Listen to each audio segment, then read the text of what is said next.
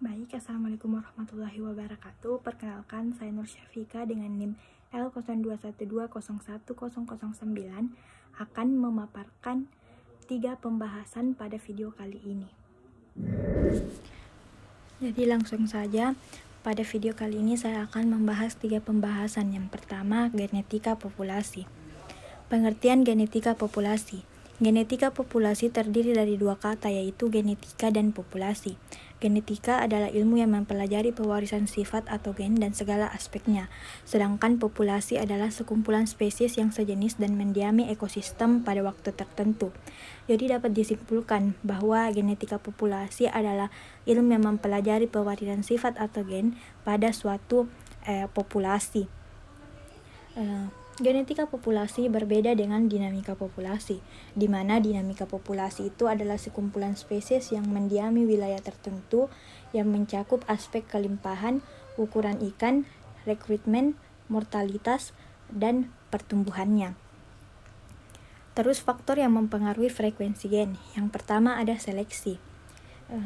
Seleksi merupakan suatu proses yang melibatkan kekuatan untuk menentukan mana yang boleh berkembang biak pada generasi selanjutnya.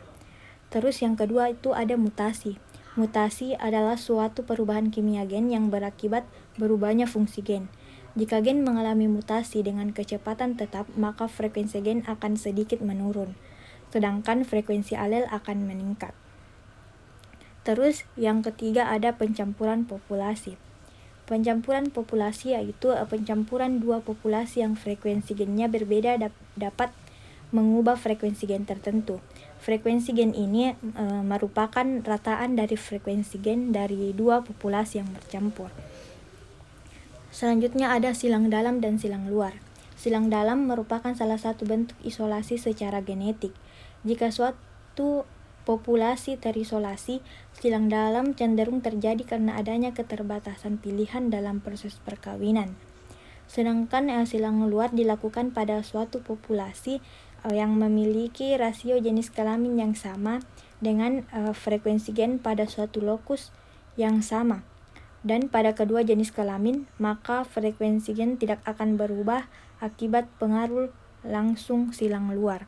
Terus yang terakhir ada genetic drift, di mana genetic drift merupakan perubahan frekuensi gen yang mendadak.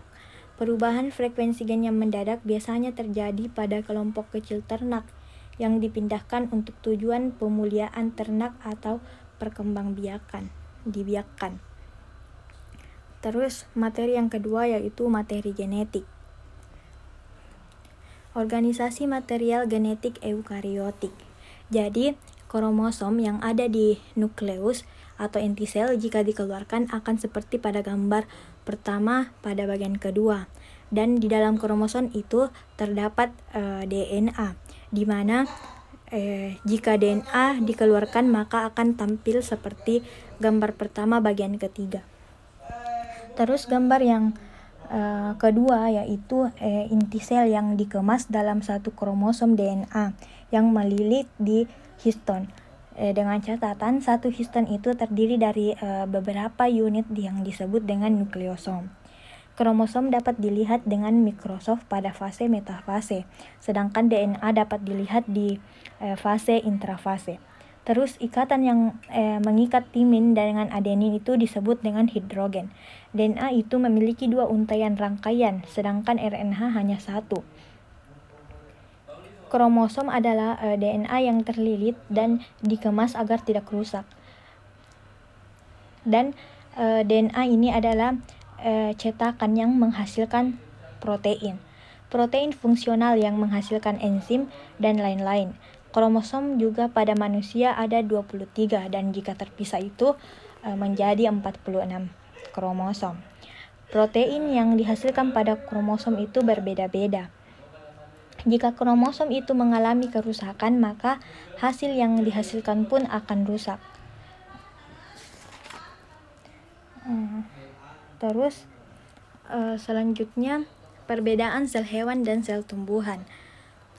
Sel hewan itu mempunyai materi genetik yang berada di inti sel atau mitokondria dan terdapat di dan terdapat juga membran plasma.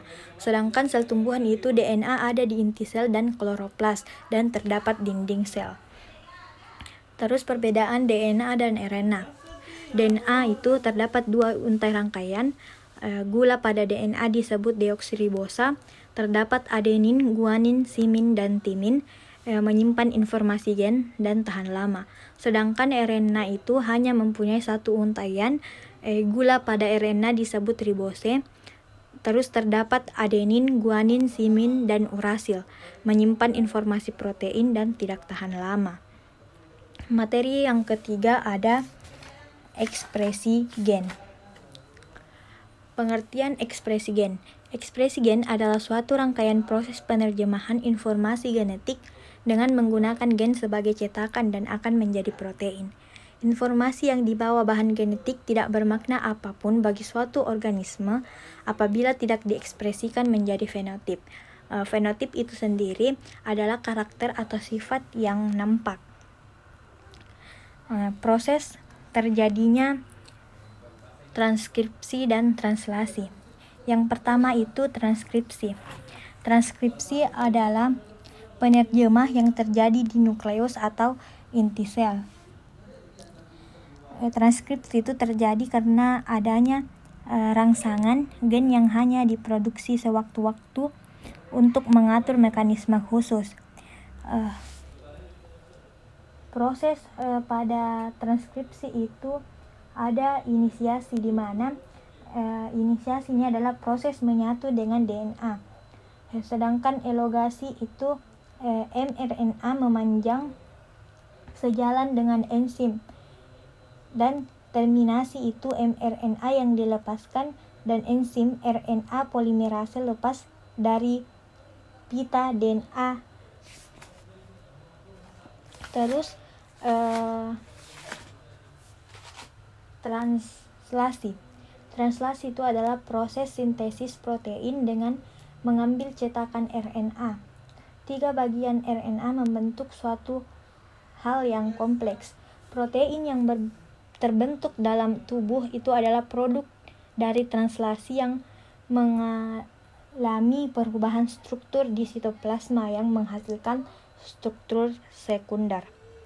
RNA itu dibagi menjadi 3 bagian, yaitu mRNA, tRNA, dan rRNA. mRNA itu cetakan untuk menghasilkan polipeptida. tRNA itu untuk mengambil asam amino.